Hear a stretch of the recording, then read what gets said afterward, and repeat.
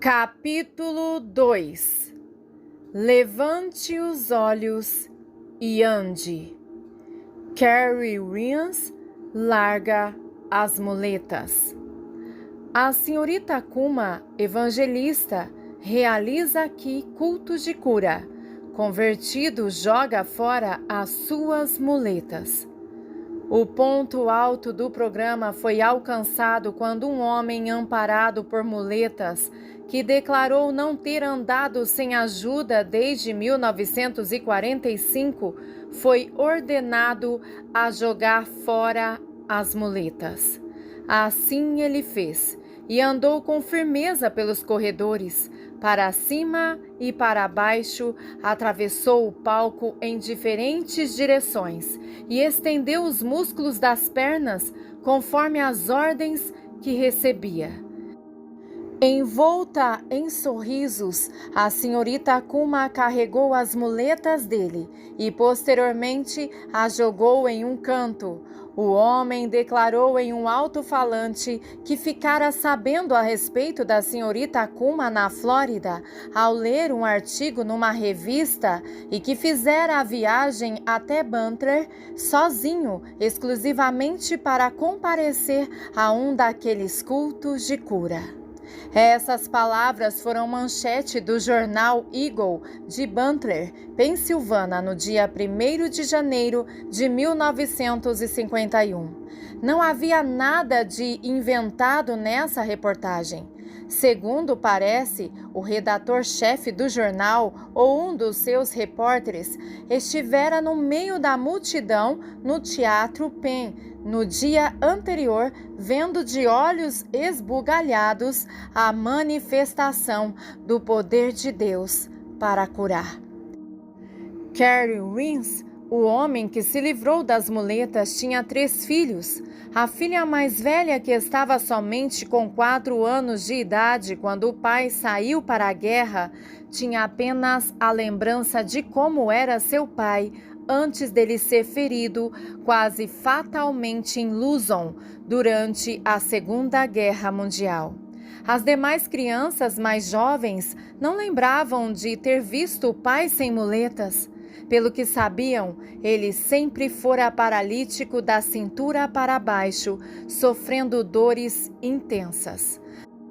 As crianças ouviam maravilhadas outras crianças contarem como seus pais as levavam a piqueniques, passeios nos bosques e a natação, e sabiam que, por alguma razão que não entendiam, tinham um pai diferente. Sem movimento algum nas pernas, o Sr. Rians não poderia levá-las a qualquer tipo de passeio.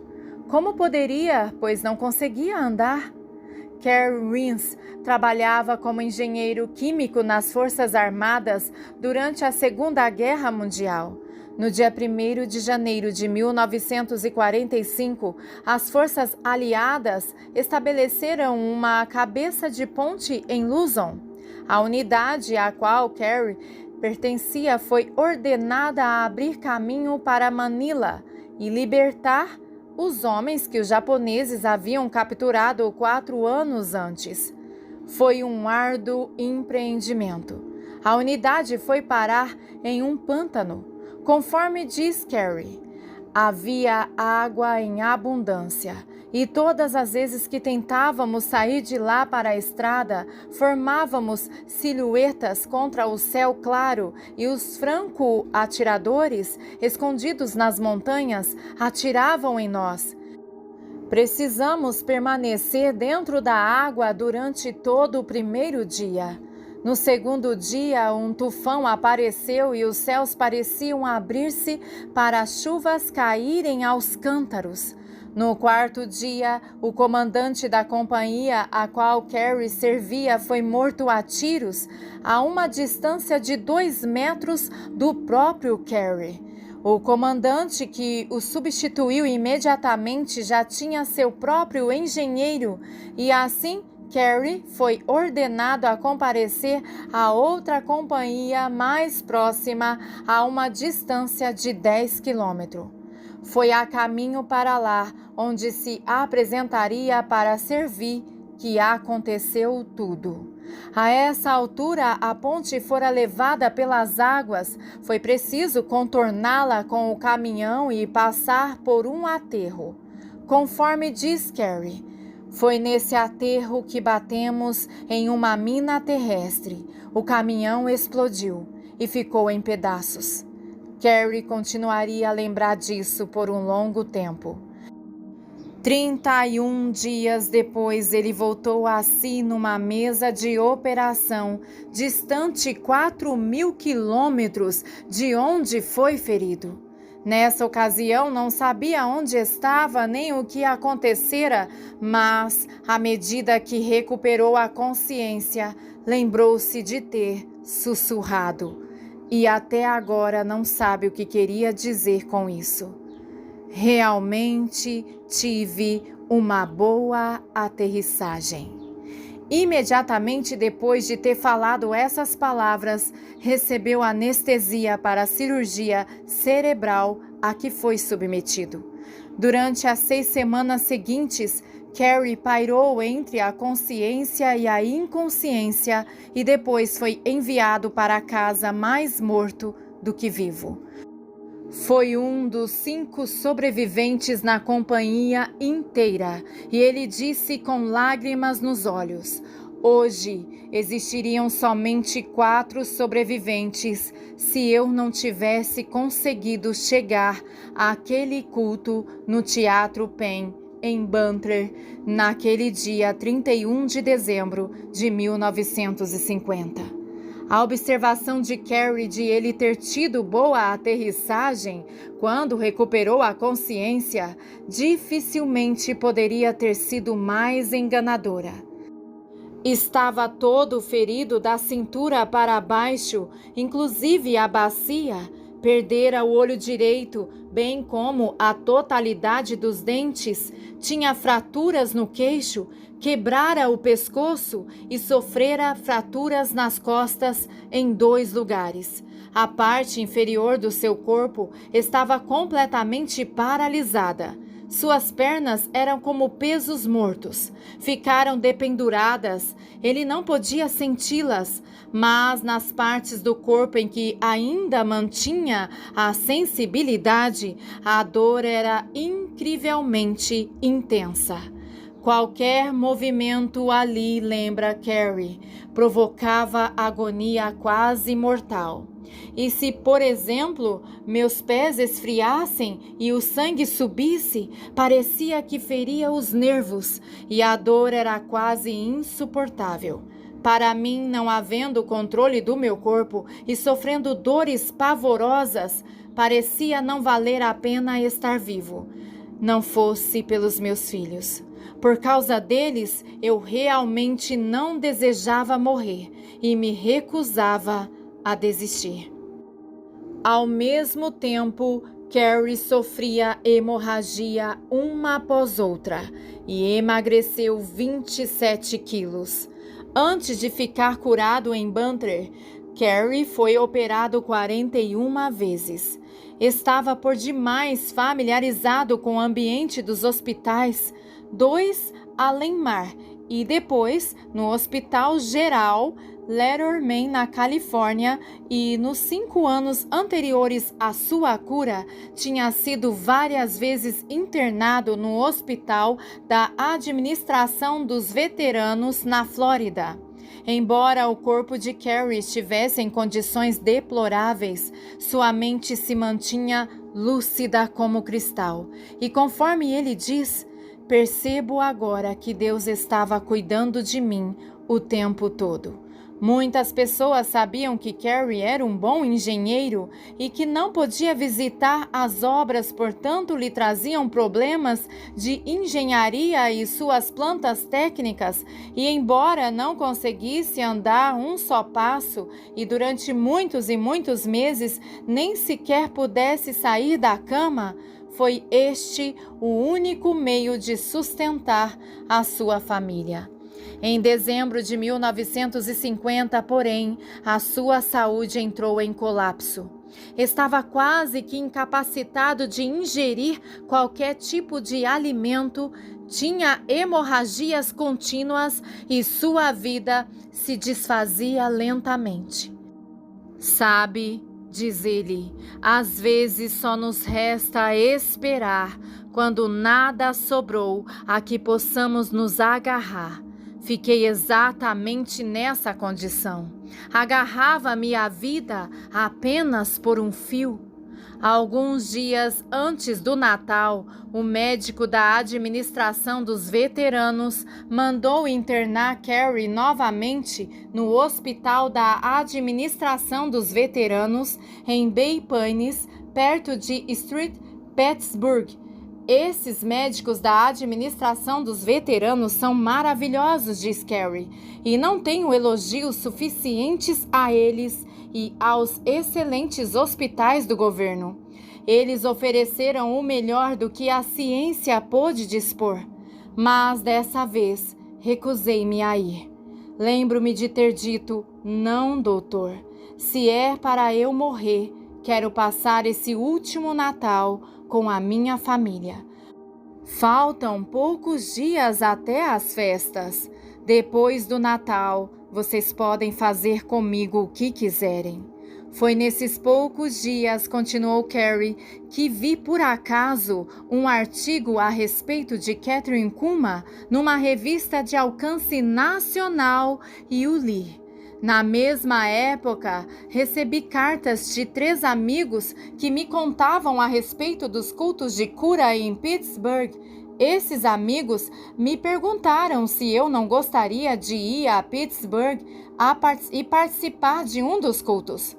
Pittsburgh, Pensilvânia não me parecia tão longe, pois minha esposa é de Pittsburgh e, além disso, eu conhecia Clay Healy, um motorista da companhia dos táxis amarelos.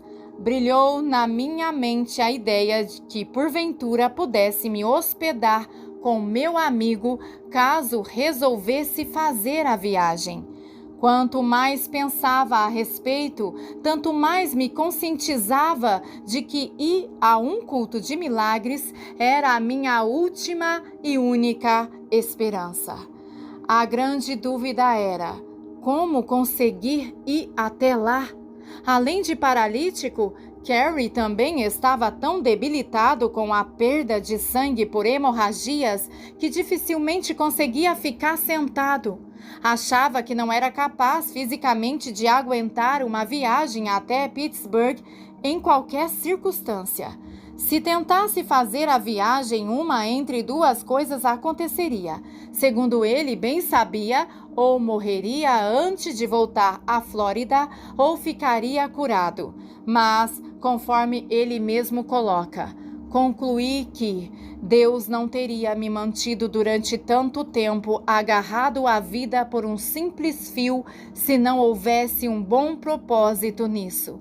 Acreditei com toda a sinceridade que ele me curaria se eu tão somente chegasse a Pittsburgh e que depois de ficar curado, Deus me daria algo para fazer por ele. Na manhã de 28 de dezembro, bem cedo, em uma quinta-feira, Carrie estava sozinho. Ele se arrastou dolorosa e lentamente para subir num ônibus com destino a Pittsburgh. Aproximadamente 36 horas mais tarde, chegou ao Salão Carnegie para ir ao culto de milagres das sextas-feiras.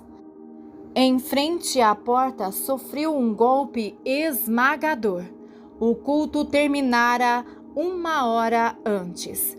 Ele não sabia que o culto começava às 9 horas da manhã.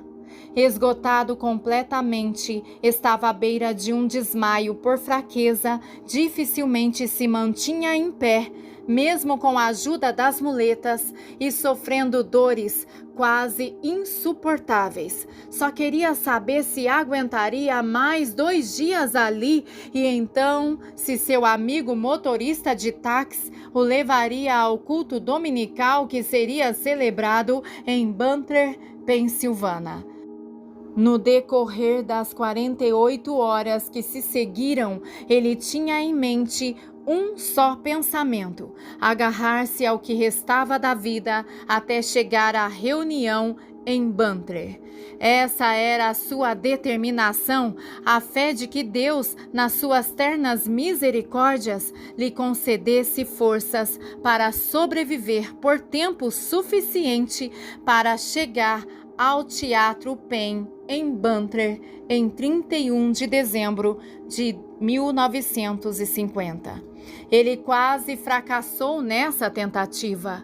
Faltando menos de 24 horas, sofreu outra hemorragia extraordinariamente severa que o deixou tão debilitado que não conseguia levantar-se nem andar sem a ajuda de 2 homens fortes.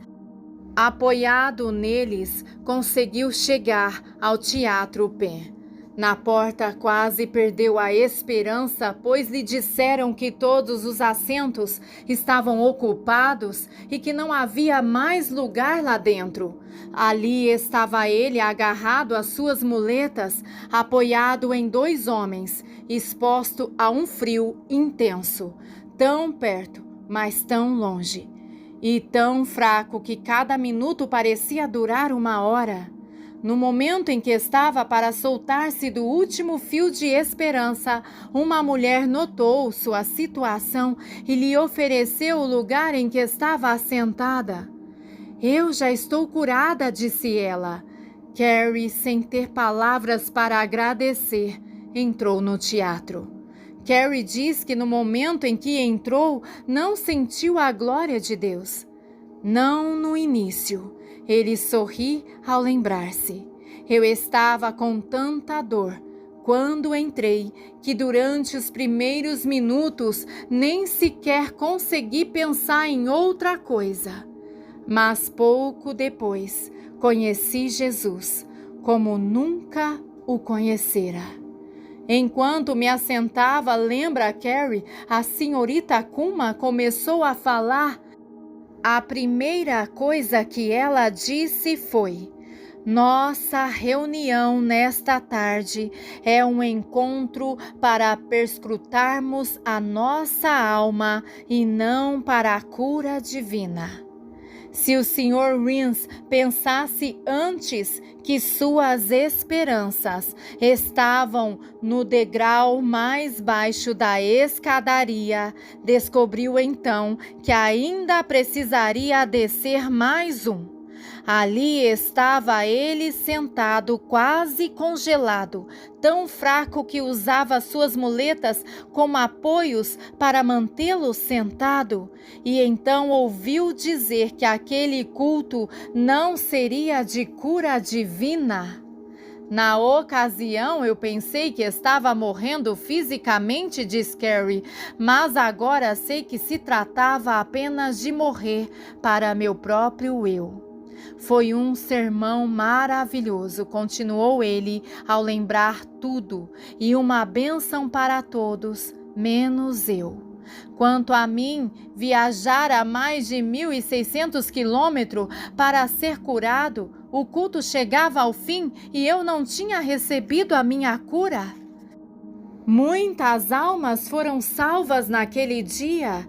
Mais de 50 homens aceitaram o apelo para se entregar a Jesus e muitas curas maravilhosas foram recebidas, mas Carrie Rins não estava entre os que foram curados. Ele ficou mortificado e um desespero profundo tomou conta dele. O hino de encerramento da reunião já havia sido cantado. Terminaram os últimos acordes e o teatro ficou tão silencioso que seria possível ouvir o barulho de uma agulha que caísse no chão.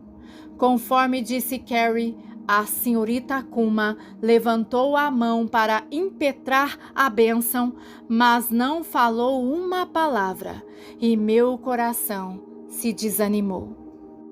Naquele momento, já se fora toda a minha esperança.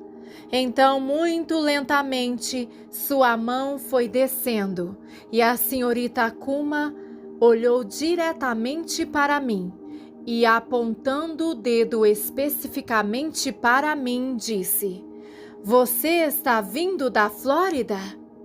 Minhas esperanças subiram às alturas e respondi, sim. Carrie continuou. Ela pediu que eu me levantasse e respondi, não posso.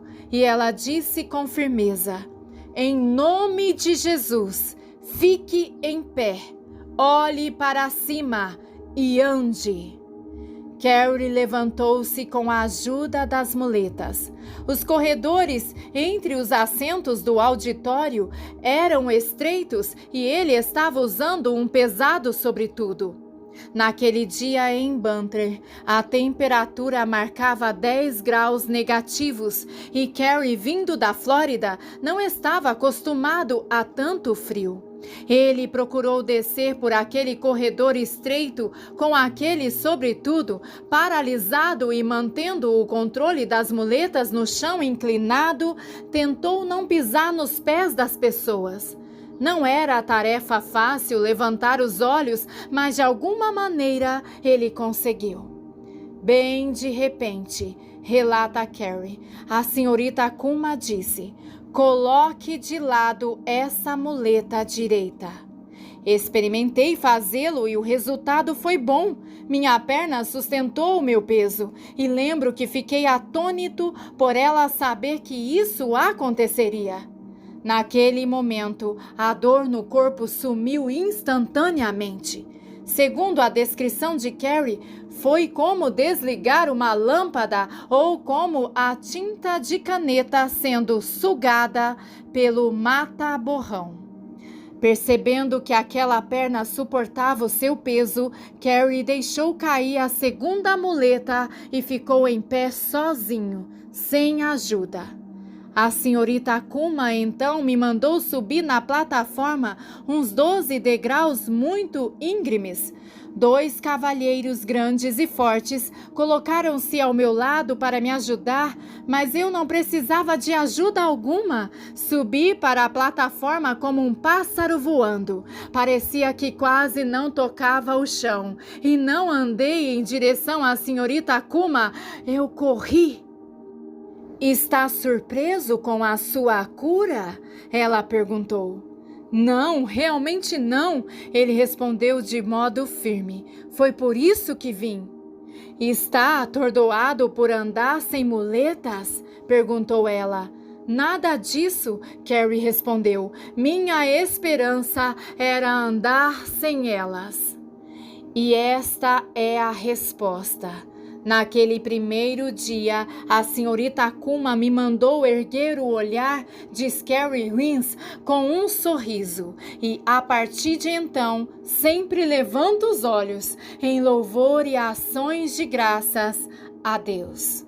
No dia seguinte, após a sua cura, Carrie pediu emprestada ao seu amigo Klein dinheiro suficiente para pagar à vista um caminhão usado. Precisava de um caminhão para transportar os móveis da sua esposa, que estavam armazenados em Pittsburgh, de volta para a Flórida. Na mesma tarde, ajudou a colocar os móveis no caminhão, o qual dirigiu de volta à Flórida. Um homem desamparado e moribundo foi tocado pelo médico dos médicos e foi curado instantaneamente, e no dia seguinte carregou de móveis um caminhão e dirigiu por uma grande distância entre Pittsburgh, Pensilvânia e a Flórida. Deus é assim, e Carrie Rins é um testemunho vivo do seu poder. 3 dias depois, chegou de caminhão na garagem da sua casa na Flórida e, caminhando, sem ter avisado de sua chegada, entrou na sala de sua casa, onde seus 3 filhos brincavam. Os 3, erguendo os olhos, ficaram boquiabertos quando ele andou a passos largos. Por alguns segundos, não conseguiram acreditar no que viam, pois essa era a primeira vez na vida que os 2 filhos mais novos viam o pai andar sem as muletas. Então, de repente, o pleno reconhecimento do que ocorrera veio a eles. Seu papai podia andar. Seu papai fora curado. E conforme Carrie expressou essa reação, todos começaram a chilrear. Somente crianças transbordando de júbilo conseguem emitir esse som extraordinário do chilrear como pássaros felizes. Entre risos e lágrimas, pulavam e batiam as mãozinhas e depois simplesmente olhavam. De tão feliz, eu nada podia fazer senão olhá-los e me alegrar, continuou Carrie.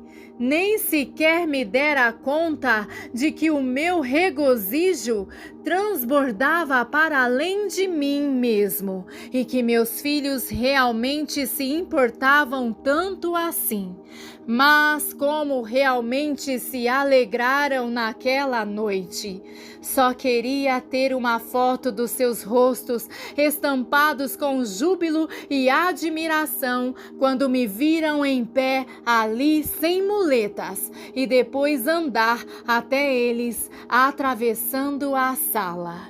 Daquele dia até hoje, e já se passaram 11 anos, Carrie tem saúde perfeita, é plenamente capaz de andar, correr e escalar, não tem indício algum de ter sido paralítico.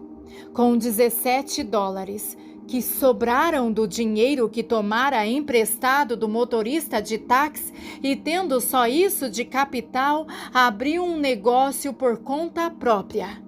Desde o início, esse negócio prosperou.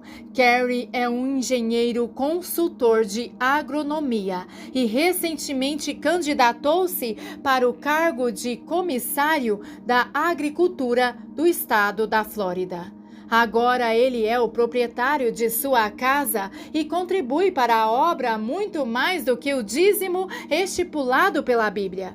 Todo e qualquer centavo que ultrapassa o que é absolutamente necessário para uma vida singela, ele doa a fim de formar a juventude em educação cristã. Por que Carrie dedica incansavelmente seu tempo e esforço à educação cristã da juventude? Ele explica. É porque as estatísticas demonstram que 75% dos moços e moças formados nas escolas cristãs ficam sendo, como adultos, obreiros e frequentadores assíduos das igrejas, ao passo que apenas 25% dos jovens que não tiveram esse tipo de educação acabam indo à igreja. Quando percebemos que 3 entre 4 jovens educados nas escolas das igrejas são cristãos, permanecem sendo cristãos e formam uma família cristã, nos parece importante que eles recebam esse tipo de educação. No dia em que Carrie Hines foi curado, havia algumas pessoas no auditório que tinham dificuldade em acreditar no que viam por ser tão espetacular e dramático. Eis o relato de uma dessas pessoas. Eu, pessoalmente, nunca vira o Sr. Rins antes. Chegara de uma longa viagem e nada sabia a respeito dele. A fim de dirimir quaisquer possíveis dúvidas no tocante à autenticidade dessa cura, mandei investigar cuidadosamente os seus antecedentes. Todas as pessoas que o conheciam, inclusive vários juízes, deram testemunho do seu bom caráter.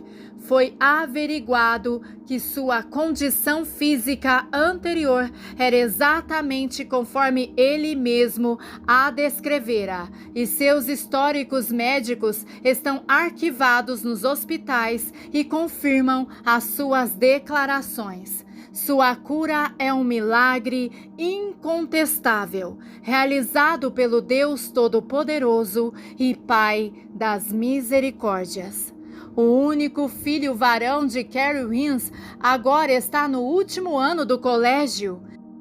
Carrie tem uma filha que está se formando como enfermeira e a caçula está com 13 anos. Há 11 anos, essas eram as crianças que tanto chilreavam naquela noite de janeiro. Todas as noites realizamos o nosso culto familiar. Meus filhos amam a senhorita Kuma e jamais a esquecerão. Nunca deixam de falar a seu respeito, relata Carrie. E a senhorita Kuma afirma: jamais vi tamanha gratidão expressada no rosto de um homem, quanto aquela experimentada pelo Sr. Rins. Insisti com ele uma vez mais, para deixar claro diante de seus filhos que eu nada fiz para a sua cura. Semelhantes milagres sempre se devem ao poder do Espírito Santo e ao seu poder exclusivamente. Se há uma coisa que Deus não quer compartilhar com nenhum ser humano, é a glória divina. Pois teu é o reino, o poder e a glória para sempre. Amém. Mateus 6:13. Glória a Deus. Amém.